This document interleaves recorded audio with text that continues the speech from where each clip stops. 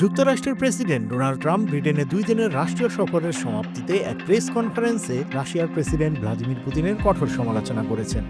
একই সঙ্গে তিনি ব্রিটিশ প্রধানমন্ত্রী কির স্টারমার ও রাজ পরিবারের প্রশংসা করেন। ট্রাম্পের এই মন্তব্যগুলো ব্রিটিশ সরকারের জন্য স্বস্তির বিষয়, কারণ তারা আশা করেছিলেন এই সফরের মাধ্যমে বিশ্বমঞ্চে পুতিনকে বিচ্ছিন্ন করা সম্ভব হবে।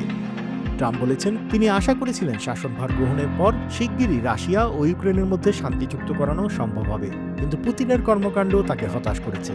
তিনি বলেন, পুতিন আমাকে ধোঁকা দিয়েছে। তিনি অনেক মানুষকে হত্যা করেছেন এবং তার সৈন্যরা ইউক্রেনি সৈন্যের তুলনায় বেশি ক্ষতিগ্রস্ত হচ্ছে। তিনি আরও বলেছেন, আমি ভেবেছিলাম সহজে যুদ্ধবিরতি সম্ভব হবে আমার পুতিনের সঙ্গে সম্পর্কের কারণে, কিন্তু তিনি আমাকে সত্যিই হতাশ করেছেন। ট্রাম্প বলেন, আমি পুতিনের সঙ্গে ইউক্রেন বিষয়ে কথা বলেছি, কিন্তু তিনি যা করেছেন তাতে শুধুমাত্র মার্কিন নেতৃত্ব অসম্মানিত হয়েছে। তবে ট্রাম্প স্টারমারের রাশিয়ার ওপর আরও নিষেধাজ্ঞা আরোপের আহ্বানকে উপেক্ষা করেছেন। ট্রাম্প উল্লেখ করেছেন, যদি ইউরোপ ও ভারতের রাশিয়ার তেল আমদানি কমে যায়, পুতিনকে যুদ্ধ থেকে সরে দাঁড়াতে হবে, তার অন্য কোনো উপায় থাকবে না। ট্রাম্প সফরের শেষ ভাগে ব্রিটিশ রাজপরিবার ও প্রধানমন্ত্রীকে প্রশংসা করেছেন।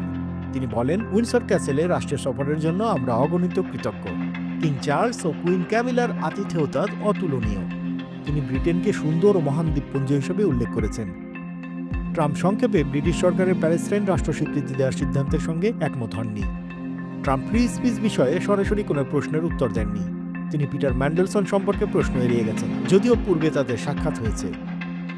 স্টারমারের 90 মিনিটের দ্বিপাক্ষিক বৈঠকে সবচেয়ে বড় সাফল্য ছিল ট্রাম্পের দৃষ্টি সম্পূর্ণভাবে পুতিনের দিকে টানা।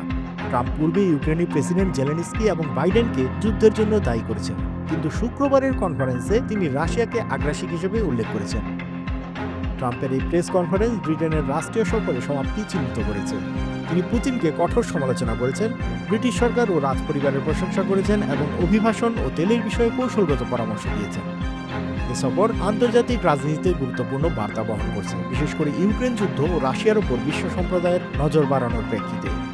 আন্তর্জাতিক অঙ্গনের সব খবর, আপডেট ও বিশ্লেষণ জানতে সাবস্ক্রাইব করুন বাংলা ফ্লো। এর পাশাপাশি লাইক, কমেন্ট করে সংযুক্ত থাকুন বাংলা ফ্লো ফেসবুক, ইনস্টাগ্রাম ও টিকটকে।